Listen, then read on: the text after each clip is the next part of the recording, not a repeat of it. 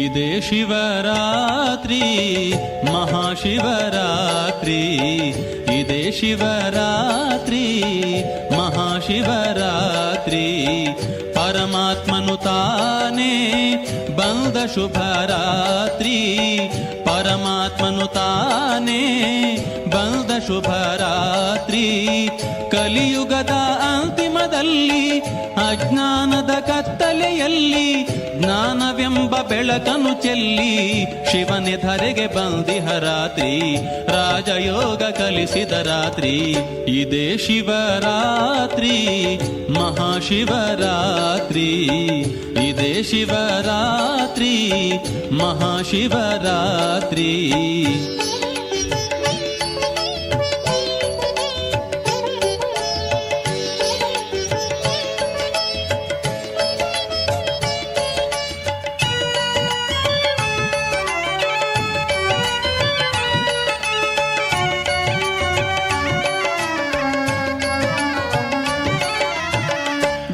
ಜ್ಯೋತಿ ಬೆಳಗುವ ರಾತ್ರಿ, ವಿಕಾರಗಳ ಗೆಲ್ಲುವ ರಾತ್ರಿ, ಜ್ಞಾನ ಜ್ಯೋತಿ ಬೆಳಗುವ ರಾತ್ರಿ, ವಿಕಾರಗಳ ಗೆಲ್ಲುವ ರಾತ್ರಿ, ಮನದಿ ಜಾಗೃತಿ ಮೂಡಿದ ರಾತ್ರಿ, ಸಂಗಮ ಯುಗವೇ ನಿಜ ಶಿವರಾತ್ರಿ,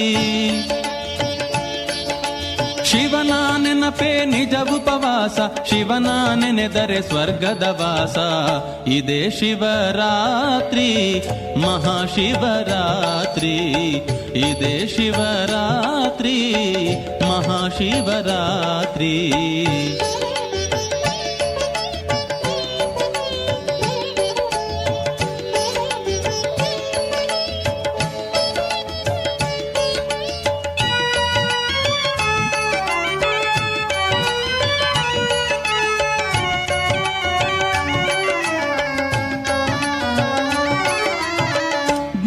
ಗಂಗೆ ಭೋರ್ಗರೆಯುತ್ತಿದೆ, ಆತ್ಮಗಳನ್ನು ತಾತಣಿಸುತ್ತಿದೆ, ಜ್ಞಾನ ಗಂಗೆ ಭೋರ್ಗರೆಯುತ್ತಿದೆ, ಆತ್ಮಗಳನ್ನು ತಾತಣಿಸುತ್ತಿದೆ, ಶಿವಸೇನೆಯು ಮುನ್ನುಗ್ಗುತ್ತಿದೆ, ಅಸುರ ಶಕ್ತಿಯು ದಹಿಸುತ್ತಿದೆ,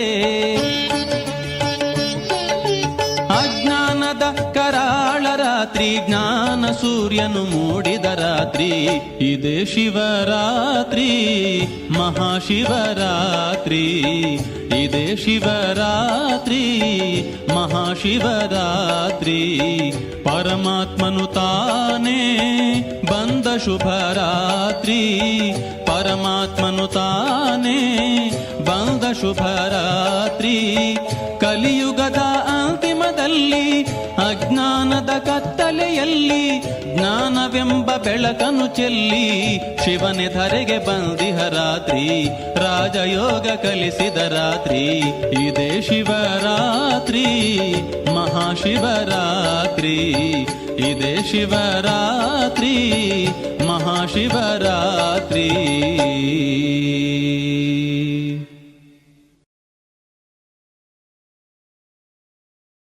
ಓಂ ಶಾಂತಿ. ಇಂದಿನ ದಿನಾಂಕ 2/1/2026. ಪ್ರಾರ್ಥ ಮುರುಳಿ ಮಧುಬನ. ಮಧುರ ಮಕ್ಕಳೇ, ನೀವು ಪರಸ್ಪರ ಬಹಳ ಆತ್ಮೀಯ ಸ್ನೇಹದಿಂದ ಇರಬೇಕಾಗಿದೆ ಎಂದು ಮತಭೇದದಲ್ಲಿ ಬರಬಾರದು. ಪ್ರಶ್ನೆ: ಪ್ರತಿಯೊಬ್ಬ ಬ್ರಾಹ್ಮಣ ಮಗು ಯಾವ ಮಾತನ್ನು ತನ್ನ ಹೃದಯದಿಂದ ಕೇಳಿಕೊಳ್ಳಬೇಕು? ಉತ್ತರ: ತಮ್ಮ ಹೃದಯದಿಂದ ಕೇಳಿಕೊಳ್ಳಿ. ನಾನು ಈಶ್ವರನ ಹೃದಯವನ್ನೇರಿದ್ದೇನೆಯೇ? ನನ್ನಲ್ಲಿ ದೈವಿ ಗುಣಗಳ ಧಾರಣೆ ಎಷ್ಟಿದೆ? ನಾನು ಬ್ರಾಹ್ಮಣ ಈಶ್ವರಿಯ ಸೇವೆಯಲ್ಲಿ ಅಡ್ಡಿ ವಿಘ್ನರೂಪ ಆಗುತ್ತಿಲ್ಲವೇ? ಸದಾ ಶಿರಖಂಡವಾಗಿರುತ್ತೇನೆಯೇ? ನಮ್ಮಲ್ಲಿ ಪರಸ್ಪರ ಏಕಮತವಿದೆಯೇ? ನಾನು ಸದಾ ಶ್ರೀಮತದ ಪಾಲನೆ ಮಾಡುತ್ತೇನೆಯೇ? ಗೀತೆ ಭೋಲಾನಾಥನಿಗಿಂತ ಭಿನ್ನ. ಓಂ ಶಾಂತಿ.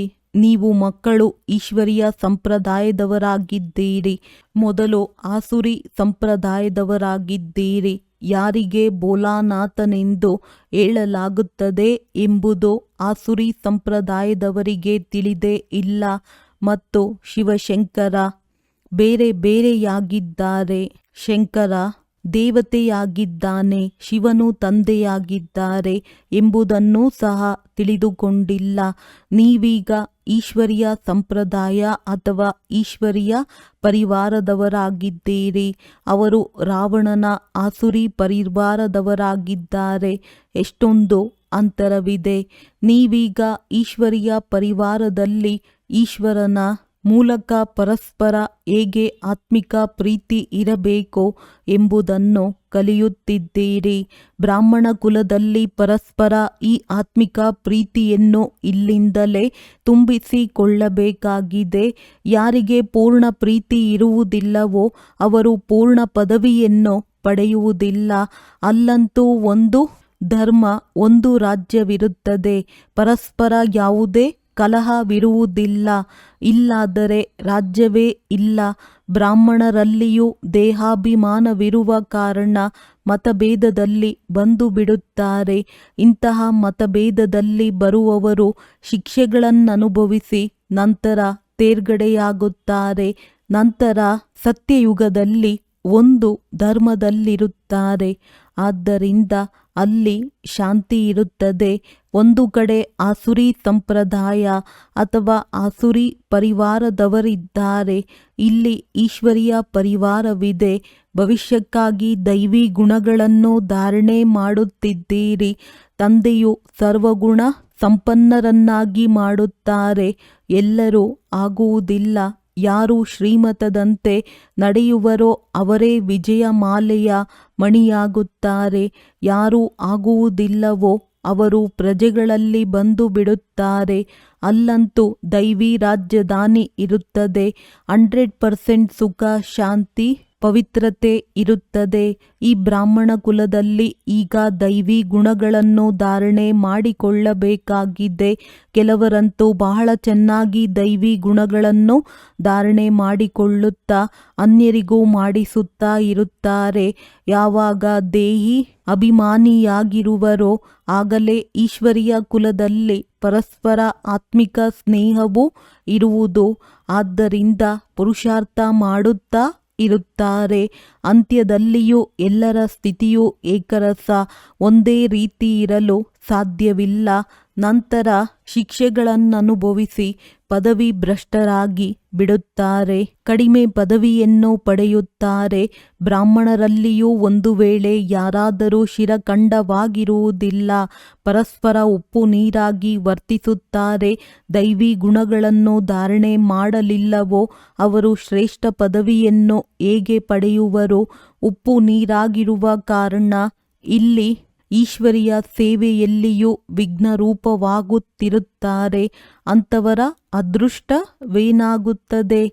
ಅವರು ಅಷ್ಟು ಶ್ರೇಷ್ಠ ಪದವಿಯನ್ನು ಪಡೆಯಲು ಸಾಧ್ಯವಿಲ್ಲ. ಒಂದು ಕಡೆ ಶಿರಖಂಡವಾಗುವ ಪುರುಷಾರ್ಥ ಮಾಡುತ್ತಾರೆ. ಇನ್ನೊಂದು ಕಡೆ ಮಾಯೆಯು ಉಪ್ಪು ನೀರನ್ನಾಗಿ ಮಾಡಿಬಿಡುತ್ತದೆ. ಆ ಕಾರಣದಿಂದ ಸೇವೆಯ ಬದಲು ಸೇವಾ ಭಂಗ ಮಾಡುತ್ತಾರೆ. ತಂದೆಯು ಕುಳಿತು ತಿಳಿಸುತ್ತಾರೆ, ನೀವು ಈಶ್ವರೀಯ ಪರಿವಾರದವರಾಗಿದ್ದೀರಿ. ಈಶ್ವರನ ಜೊತೆಯಲ್ಲಿಯೇ ಇರುತ್ತೀರಿ.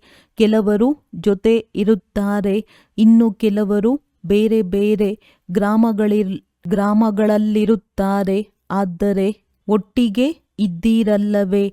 ತಂದೆಯೂ ಸಹ ಭಾರತದಲ್ಲಿಯೇ ಬರುತ್ತಾರೆ. ಶಿವ ತಂದೆಯು ಯಾವಾಗ ಬರುತ್ತಾರೆ, ಬಂದು ಏನು ಮಾಡುತ್ತಾರೆ ಎಂಬುದನ್ನು ಮನುಷ್ಯರು ತಿಳಿದುಕೊಂಡಿಲ್ಲ. ನಿಮಗೆ ತಂದೆಯ ಮೂಲಕ ಈಗ ಪರಿಚಯ ಸಿಕ್ಕಿದೆ. ರಚಯಿತ ಮತ್ತು ರಚನೆಯ ಆದಿ, ಮಧ್ಯ, ಅಂತ್ಯವನ್ನು ನೀವೀಗ ತಿಳಿದುಕೊಂಡಿದ್ದೀರಿ. ಈ ಚಕ್ರವು ಹೇಗೆ ಸುತ್ತುತ್ತದೆ, ಈಗ ಯಾವ ಸಮಯವಾಗಿದೆ ಎಂದು ಪ್ರಪಂಚದವರಿಗೆ ತಿಳಿದಿಲ್ಲ. ಅವರು ಸಂಪೂರ್ಣ ಘೋರ ಅಂಧಕಾರದಲ್ಲಿದ್ದಾರೆ. ನೀವು ಮಕ್ಕಳಿಗೆ ರಚಯಿತ ತಂದೆಯು ಬಂದು ಪೂರ್ಣ ಸಮಾಚಾರವನ್ನು ತಿಳಿಸುತ್ತಾರೆ. ಜೊತೆಯಲ್ಲಿ ಏ ಸಾಲಿಗ್ರಾಮಗಳೇ, ನನ್ನನ್ನು ನೆನಪು ಮಾಡಿ ಎಂದು ಹೇಳುತ್ತಾರೆ. ಶಿವ ತಂದೆಯು ತಮ್ಮ ಮಕ್ಕಳಿಗೆ ಹೇಳುತ್ತಾರೆ, ನೀವು ಪಾವನರಾಗಲು ಇಷ್ಟಪಡುತ್ತೀರಲ್ಲವೇ? ಕರೆಯುತ್ತಾ ಬಂದಿರಿ, ಈಗ ನಾನು ಬಂದಿದ್ದೇನೆ. ಶಿವ ತಂದೆಯು ಭಾರತವನ್ನು ಪುನಃ ಶಿವಾಲಯವನ್ನಾಗಿ ಮಾಡುವುದಕ್ಕಾಗಿಯೇ ಬರುತ್ತಾರೆ. ರಾವಣನು ವೇಶ್ಯಾಲಯವನ್ನಾಗಿ ಮಾಡುತ್ತಾನೆ. ಸ್ವಯಂ ತಾವೇ ಆಡುತ್ತಾರೆ, ನಾವು ಪತಿತರಾಗಿದ್ದೇವೆ. ಭಾರತವು ಸತ್ಯಯುಗದಲ್ಲಿ ಸಂಪೂರ್ಣ ನಿರ್ವಿಕಾರಿಯಾಗಿತ್ತು. ನಿರ್ವಿಕಾರಿ ದೇವತೆಗಳಿಗೆ ವಿಕಾರಿ ಮನುಷ್ಯರು ಪೂಜಿಸುತ್ತಾರೆ, ಪುನಃ ವಿಕಾರಿಗಳಾಗುತ್ತಾರೆ.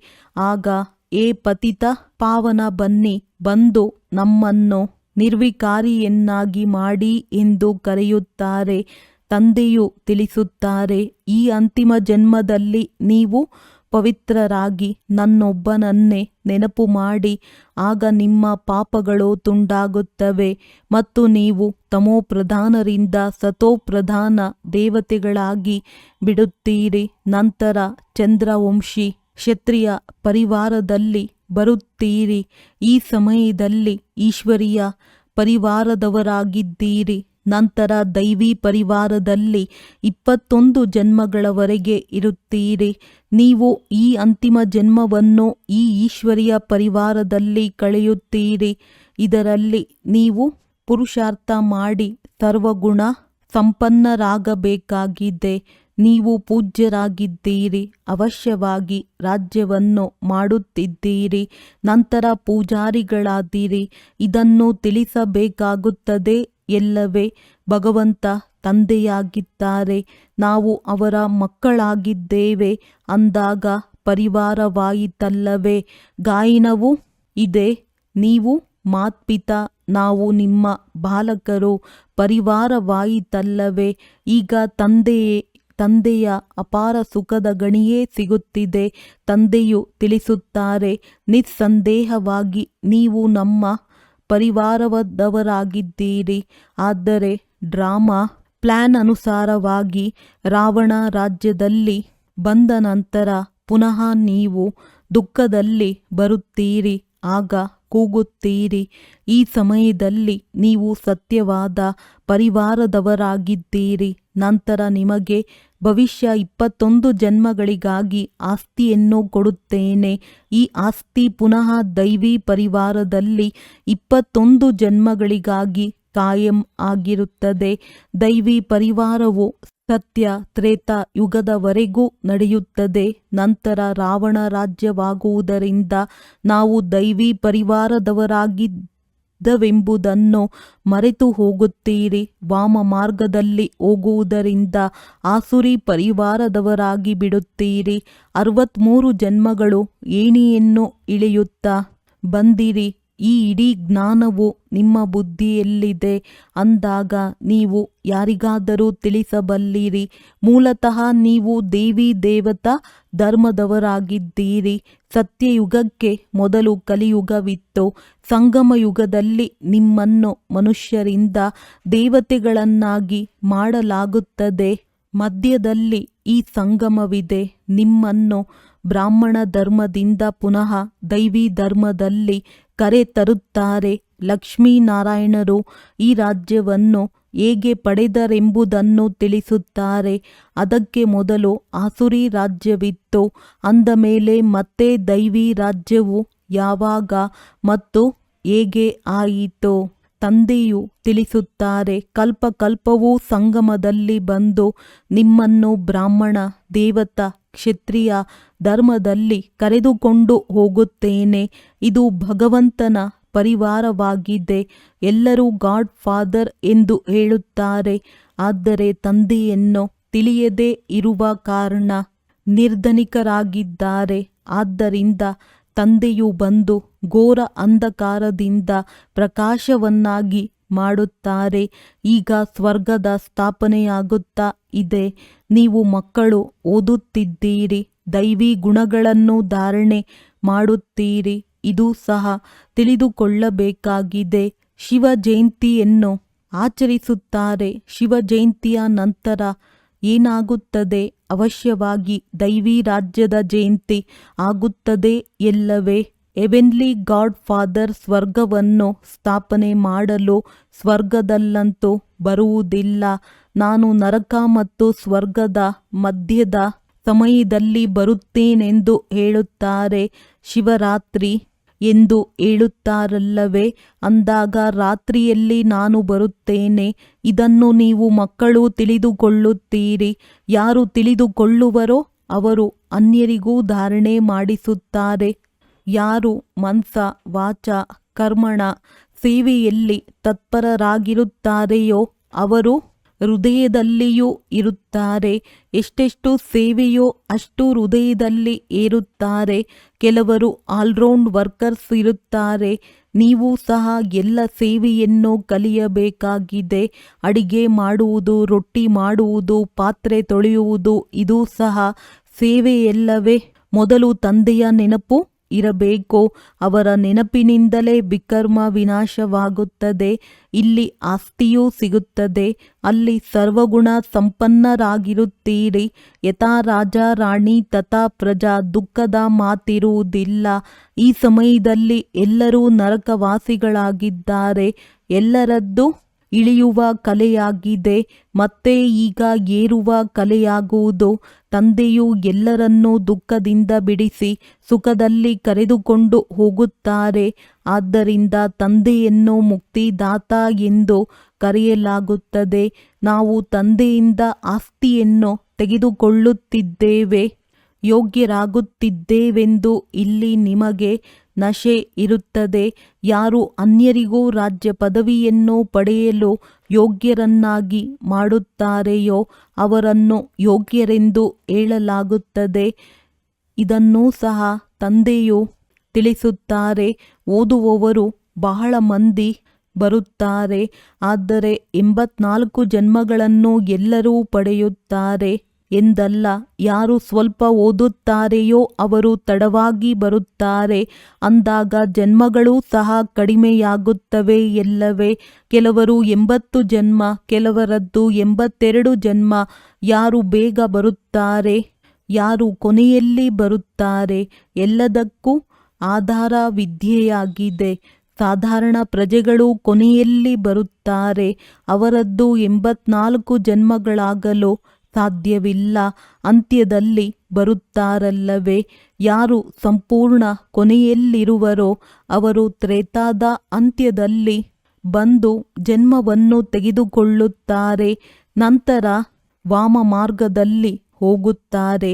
ಇಳಿಯುವ ಕಲೆ ಪ್ರಾರಂಭವಾಗುತ್ತದೆ. ಭಾರತವಾಸಿಗಳು ಹೇಗೆ 84 ಜನ್ಮಗಳನ್ನು ತೆಗೆದುಕೊಂಡರು ಎಂಬುದಕ್ಕೆ ಈ ಏಣಿ ಚಿತ್ರವಿದೆ.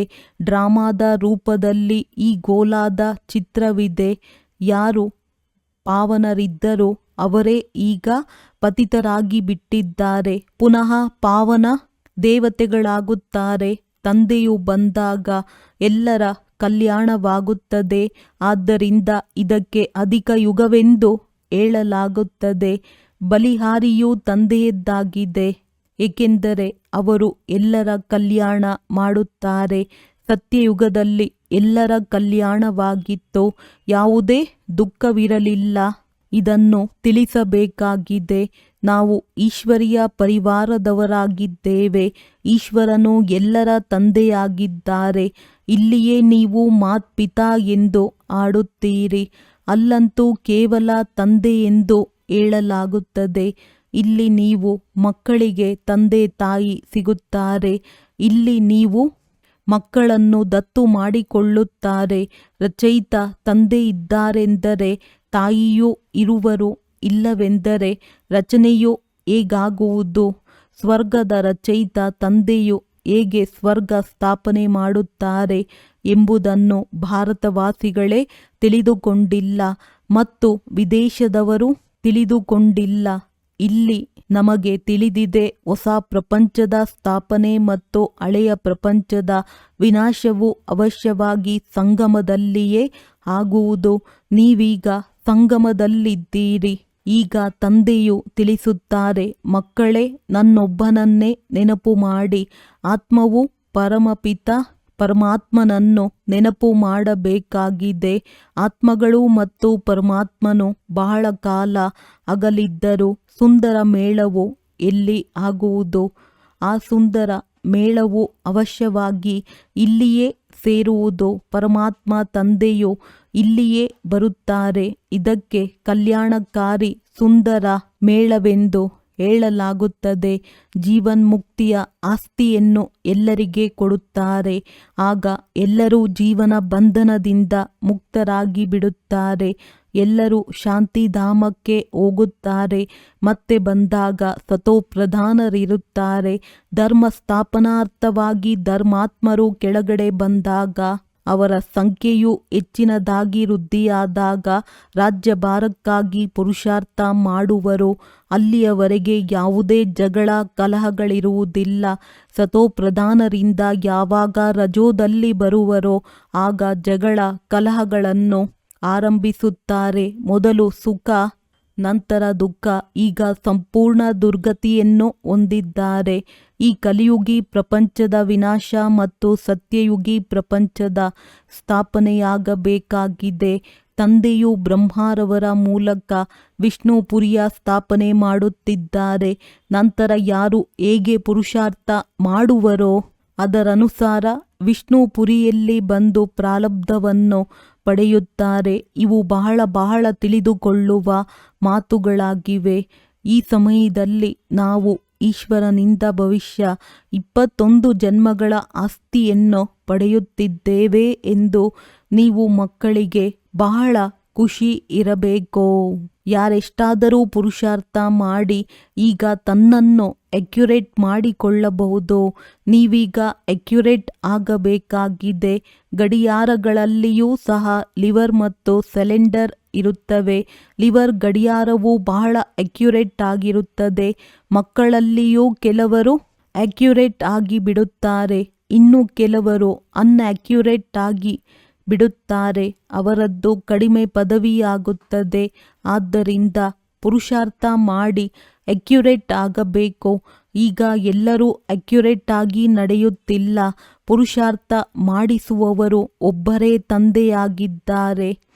ಅದೃಷ್ಟವನ್ನು ರೂಪಿಸಿಕೊಳ್ಳುವ ಪುರುಷಾರ್ಥದಲ್ಲಿ ಕೊರತೆ ಇದೆ. ಆದ್ದರಿಂದಲೇ ಕಡಿಮೆ ಪದವಿಯನ್ನು ಪಡೆಯುತ್ತಾರೆ. ಶ್ರೀಮತದಂತೆ ನಡೆಯದ ಕಾರಣ, ಆಸುರಿ ಗುಣವನ್ನು ಬಿಡದೇ ಇರುವ ಕಾರಣ, ಯೋಗದಲ್ಲಿ ಇಲ್ಲದಿರುವ ಕಾರಣವೇ ಇವೆಲ್ಲವೂ ಆಗುತ್ತದೆ. ಯೋಗದಲ್ಲಿ ಇಲ್ಲವೆಂದರೆ ಅಂಥವರು ಪಂಡಿತರಿದ್ದಂತೆ. ಯೋಗವೂ ಕಡಿಮೆ ಇದೆ. ಆದ್ದರಿಂದ ಶಿವತಂದೆಯ ಕಡೆ ಪ್ರೀತಿ ಇರುವುದಿಲ್ಲ. ಧಾರಣೆಯೂ ಕಡಿಮೆಯಾಗುತ್ತದೆ. ಆ ಖುಷಿ ಇರುವುದಿಲ್ಲ. ಚೆಹರೆಯೇ ಶವದಂತೆ ಬಾಡಿರುತ್ತದೆ. ನಿಮ್ಮ ಚೆಹರೆಯಂತೂ ದೇವತೆಗಳ ಚೆಹರೆಯಂತೆ ಸದಾ ಹರ್ಷಿತವಾಗಿರಬೇಕು. ತಂದೆಯು ನಿಮಗೆ ಎಷ್ಟೊಂದು ಆಸ್ತಿಯನ್ನು ಕೊಡುತ್ತಾರೆ. ಯಾರಾದರೂ ಬಡವರ ಮಗು ಸಾಹುಕಾರರ ಬಳಿ ಬಂದರೆ ಅವರಿಗೆ ಎಷ್ಟೊಂದು ಖುಷಿ ಇರುತ್ತದೆ. ನೀವು ಸಹ ಬಹಳ ಬಡವರಾಗಿದ್ದೀರಿ. ಈಗ ತಂದೆಯು ದತ್ತು ಮಾಡಿಕೊಂಡಿದ್ದಾರೆ ಅಂದ ಮೇಲೆ ಖುಷಿ ಇರಬೇಕು. ನಾವು ಈಶ್ವರೀಯ ಸಂಪ್ರದಾಯದವರಾಗಿದ್ದೇವೆ ಎಂದು. ಆದರೆ ಅದೃಷ್ಟದಲ್ಲಿಲ್ಲವೆಂದರೆ ಏನು ಮಾಡುವುದು? ಅಂಥವರ ಪದವಿಯು ಭ್ರಷ್ಟವಾಗುತ್ತದೆ. ಪಟ್ಟದ ರಾಣಿಯರಾಗುವುದಿಲ್ಲ. ತಂದೆಯು ಪಟ್ಟದ ರಾಣಿಯರನ್ನಾಗಿ ಮಾಡುವುದಕ್ಕಾಗಿಯೇ ಬರುತ್ತಾರೆ. ನೀವು ಮಕ್ಕಳು ಯಾರಿಗಾದರೂ ಇದನ್ನು ತಿಳಿಸಬಹುದು. ಬ್ರಹ್ಮ, ವಿಷ್ಣು, ಶಂಕರ ಮೂವರು ಶಿವನ ಮಕ್ಕಳಾಗಿದ್ದಾರೆ. ತಂದೆಯು ಬ್ರಹ್ಮರವರ ಮೂಲಕ ಭಾರತವನ್ನು ಪುನಃ ಸ್ವರ್ಗವನ್ನಾಗಿ ಮಾಡುತ್ತಾರೆ. ಶಂಕರನ ಮೂಲಕ ಹಳೆಯ ಪ್ರಪಂಚದ ವಿನಾಶವಾಗುತ್ತದೆ. ಭಾರತದಲ್ಲಿಯೇ ಬಹಳ ಕೆಲವರು ಮಾತ್ರ ಉಳಿಯುತ್ತಾರೆ. ಪ್ರಳಯವಂತೂ ಆಗುವುದಿಲ್ಲ.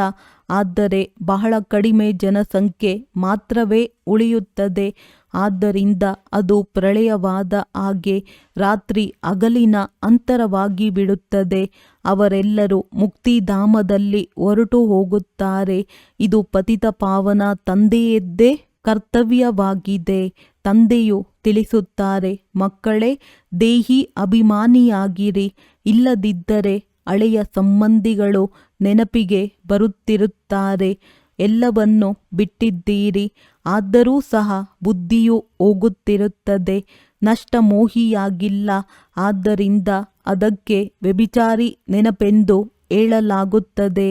ಸದ್ಗತಿಯನ್ನು ಪಡೆಯಲು ಸಾಧ್ಯವಾಗುವುದಿಲ್ಲ, ಏಕೆಂದರೆ ದುರ್ಗತಿಯವರನ್ನೇ ನೆನಪು ಮಾಡುತ್ತಿರುತ್ತಾರೆ. ಒಳ್ಳೆಯದು. ಮಧುರಾತಿ ಮಧುರ ಅಗಲಿ ಹೋಗಿ ಮರಳಿ ಸಿಕ್ಕಿರುವ ಮಕ್ಕಳ ಪ್ರತಿ ಮಾತ್ಪಿತಾ ಬಾಪ್ ದಾದಾರವರ ನೆನಪು, ಪ್ರೀತಿ ಹಾಗೂ ಸುಪ್ರಭಾತ. ಆತ್ಮಿಕ ಮಕ್ಕಳಿಗೆ ಆತ್ಮಿಕ ತಂದೆಯ ನಮಸ್ತೆ. ಧಾರಣೆಗಾಗಿ ಮುಖ್ಯ ಸಾರ. ಬಾಪ್ ದಾದಾರವರ ಹೃದಯವನ್ನೇರಲು ಮನ್ಸ ವಾಚ ಕರ್ಮಣ ಸೇವೆ ಮಾಡಬೇಕಾಗಿದೆ. ಅಕ್ಯುರೇಟ್ ಮತ್ತು ಆಲ್ರೌಂಡರ್ ಆಗಬೇಕಾಗಿದೆ. ಯಾವುದೇ ಹಳೆಯ ಮಿತ್ರ ಸಂಬಂಧಿಗಳು ನೆನಪಿಗೆ ಬರಬಾರದು. ಈ ರೀತಿ ಆತ್ಮ ಅಭಿಮಾನಿಗಳಾಗಬೇಕು. ಪರಸ್ಪರ ಬಹಳ ಆತ್ಮಿಕ ಪ್ರೀತಿಯಿಂದ ಇರಬೇಕಾಗಿದೆ. ಉಪ್ಪು ನೀರಾಗಿ ವರ್ತಿಸಬಾರದು. ವರದಾನ: ವಿಶ್ವ ಪರಿವರ್ತನೆಯ ಶ್ರೇಷ್ಠ ಕಾರ್ಯದಲ್ಲಿ ತಮ್ಮ ಬೆರಳನ್ನು ಕೊಡುವಂತಹ ಮಹಾನರಿಂದ ನಿರ್ಮಾಣ ಭವ. ಹೇಗೆ ಯಾವುದೇ ಸ್ಥೂಲ ವಸ್ತುವನ್ನು ತಯಾರು ಮಾಡುತ್ತೀರೆಂದರೆ ಅದರಲ್ಲಿ ಎಲ್ಲ ವಸ್ತುಗಳನ್ನು ಹಾಕುತ್ತಾರೆ. ಸಾಧಾರಣವಾದ ಸಕ್ಕರೆ ಅಥವಾ ಉಪ್ಪು ಕಡಿಮೆಯಾದರೂ ಶ್ರೇಷ್ಠವಾದ ವಸ್ತುವೂ ಸಹ ತಿನ್ನಲು ಯೋಗ್ಯವಾಗುವುದಿಲ್ಲ. ಅದೇ ರೀತಿ ವಿಶ್ವ ಪರಿವರ್ತನೆಯ ಈ ಶ್ರೇಷ್ಠ ಕಾರ್ಯಕ್ಕಾಗಿ ಪ್ರತಿಯೊಂದು ರತ್ನಗಳ ಅವಶ್ಯಕತೆ ಇದೆ. ಎಲ್ಲರ ಸಹಯೋಗವೂ ಬೇಕಾಗಿದೆ. ಎಲ್ಲರೂ ತಮ್ಮ ತಮ್ಮ ರೀತಿಯಿಂದ ಬಹಳ ಅವಶ್ಯಕ. ಶ್ರೇಷ್ಠ ಮಹಾರಥಿಗಳಾಗಿದ್ದಾರೆ.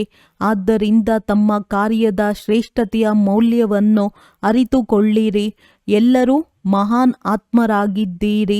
ಆದರೆ ಎಷ್ಟು ಮಹಾನ್ ಆಗಿದ್ದೀರಿ ಅಷ್ಟು ನಿರ್ಮಾಣರೂ ಆಗಿರಿ. ಸ್ಲೋಗನ್: ತಮ್ಮ ಸ್ವಭಾವವನ್ನು ಸರಳವನ್ನಾಗಿ ಮಾಡಿಕೊಳ್ಳುತ್ತೀರೆಂದರೆ ಸರ್ವ ಕಾರ್ಯಗಳು ಸಹಜವಾಗಿ ಆಗಿಬಿಡುತ್ತವೆ.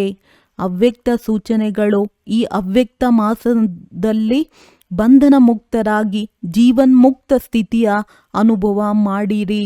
ಜೀವನದಲ್ಲೇ ಇದ್ದುಕೊಂಡು ಸಮಯ ಸೂಕ್ಷ್ಮವಾಗುತ್ತಿದ್ದಂತೆ ಪರಿಸ್ಥಿತಿಗಳು, ಸಮಸ್ಯೆಗಳು, ವಾತಾವರಣ ಡಬಲ್ ದೂಷಿತವಾಗುತ್ತಿರುತ್ತದೆ.